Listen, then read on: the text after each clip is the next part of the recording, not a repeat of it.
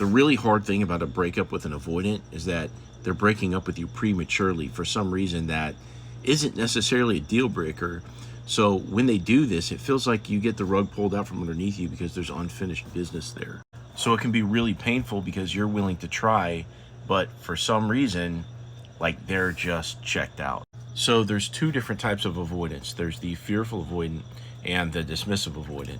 And they both break up with you for different reasons. The fearful avoidant breaks up with you because they feel like they can't trust you, that you're not listening to them, that you don't understand them, and you're just not spending enough quality time with them or really just making them feel close enough to you where they can feel safe.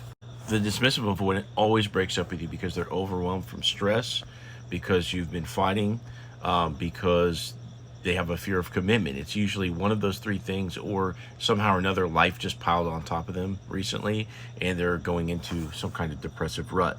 But all of these things can be fixed, right? You can talk about it, you can work on it, right? But it's a question of, in the case of a dismissive avoidant, will they even talk to you about it? Chances are they're not even going to tell you what's bothering them until it's too late. And with a fearful avoidant, maybe they've talked to you about it several times, but they're hypersensitive to things that go wrong. And so, you could do something little or maybe not even anything at all, and they will break up with you or put their walls up because you have stung them in their betrayal wound. A lot of times with a fearful avoidant, it can be like PTSD, where they've been through some shit in the past, and if you do something that even is remotely similar to that, or even just feels like it to them, they're going to put their walls up. So you, as the person that's been broken up with, can feel super helpless in these cases. But one of the things I wanted to tell you in this video is that when somebody goes into avoidance, they're only going to be, protecting themselves with their walls up in the case of the fearful avoidant, or they're only going to be shutting you out of their mind and running away like the dismissive avoidant for a certain period of time. They don't stay like that forever. So when you go into no contact, you're giving them a chance to miss you.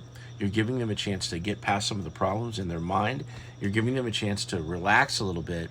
And over time, if they haven't come to you first, which they very well could, you can go to them later where they're going to be back open to you again. And if you want my help with this process, click in my profile, click this link, set up a call with me, and I want to hear your story, and I'll give you a step-by-step plan to get your ex back.